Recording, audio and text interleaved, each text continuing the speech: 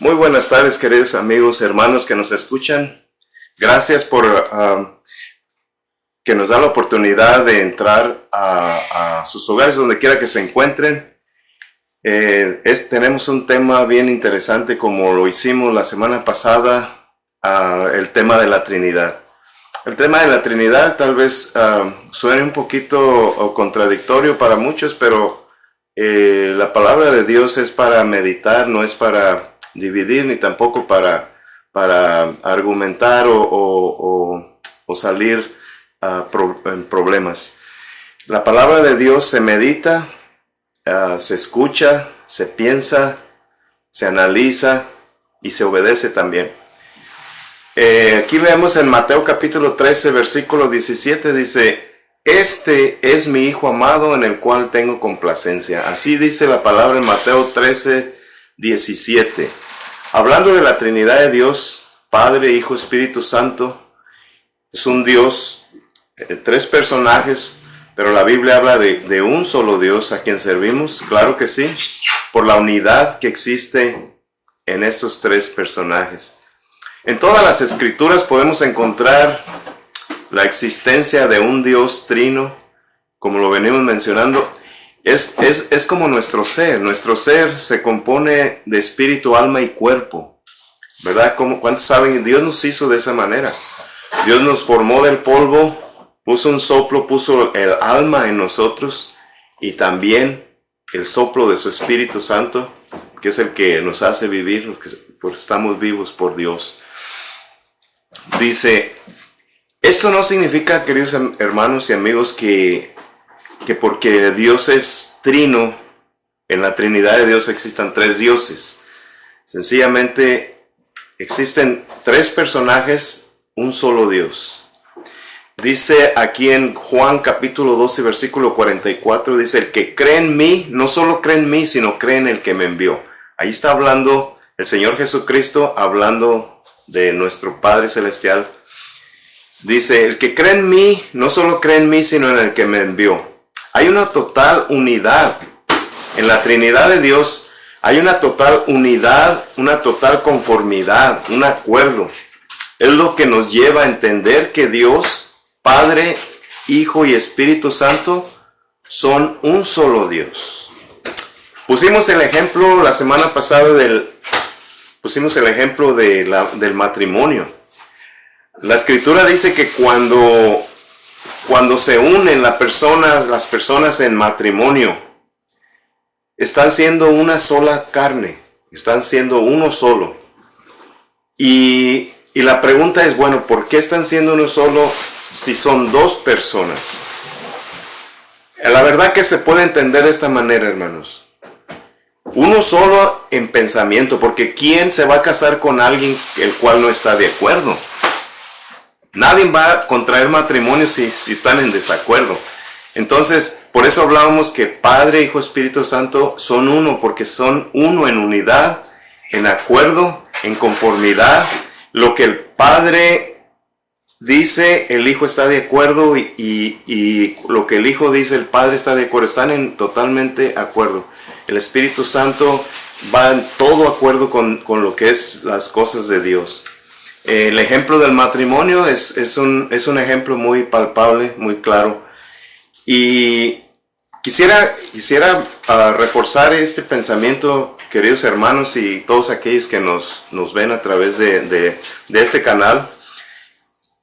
Dice aquí en Hebreos capítulo 1, versículo 1, Dios habiendo hablado muchas veces, o sea, Dios el Padre ha hablado de muchas formas a la humanidad. ¿De qué formas? Ha hablado a través de los profetas, ha hablado en estos tiempos, dice aquí la Escritura, que nos ha hablado por medio de su Hijo, a quien ha enviado. Ahí estamos viendo a nuestro Padre Celestial y a Jesucristo, su Hijo, nuestro Señor.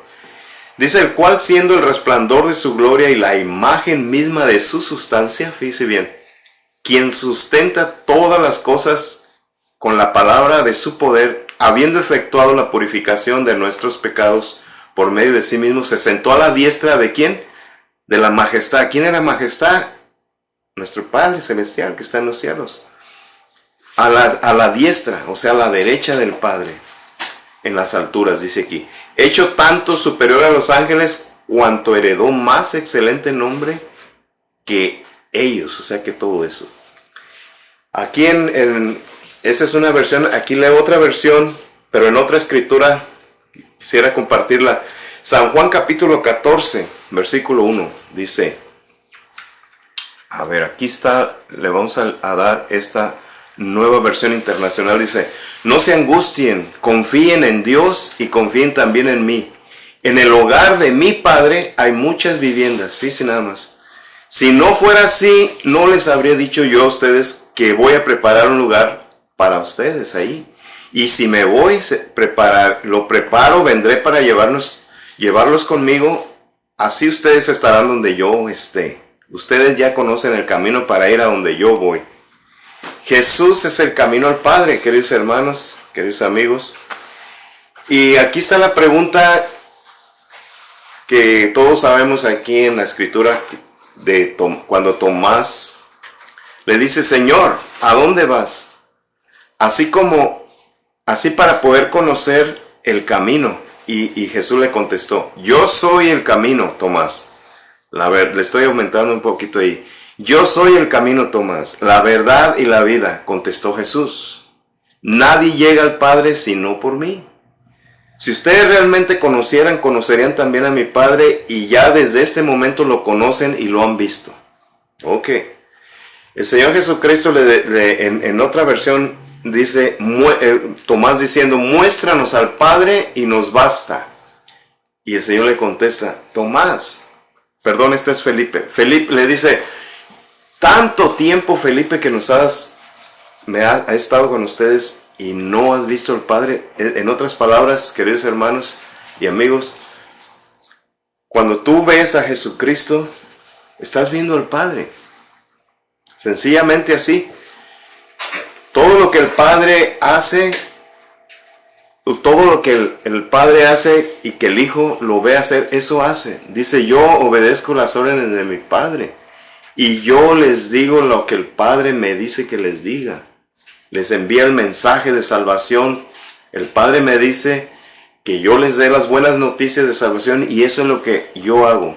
El Hijo de Dios fue muy obediente a Él porque están en común, en comunidad, en total acuerdo, en una unidad, hermano, tremenda, la cual sobrepasa todo entendimiento, la unidad de Dios Padre, Dios Hijo y Dios Espíritu Santo. En conclusión, quiero llegar a esto. La Escritura, lo dije al principio, no será ni es para contender, no es para que el pueblo de Dios se divida tampoco. La palabra de Dios es para escudriñarla, es para estudiarla, es para meditarla y para obedecerla. Y la verdad es que cuando nosotros la meditamos, la pensamos, la estudiamos, la vivimos, la practicamos, es cuando la palabra de Dios va a hacer efecto en mi vida y en tu vida. Yo te invito a que leas la palabra, estudies la palabra, medites en ella, piensa en ella, investiga sobre de ella, y porque esta palabra y este conocimiento de parte de Dios nos puede salvar nuestras almas a través del conocimiento de Jesucristo, del Evangelio, a través del conocimiento del Hijo de Dios. Misión del Padre, enviar a su Hijo. Misión del Hijo, dar su vida. Y misión del Espíritu Santo, guiarnos a toda verdad y a toda justicia. Hermano, bendiciones. Muchas gracias por escuchar este video, esperando sea de mucha bendición para tu vida.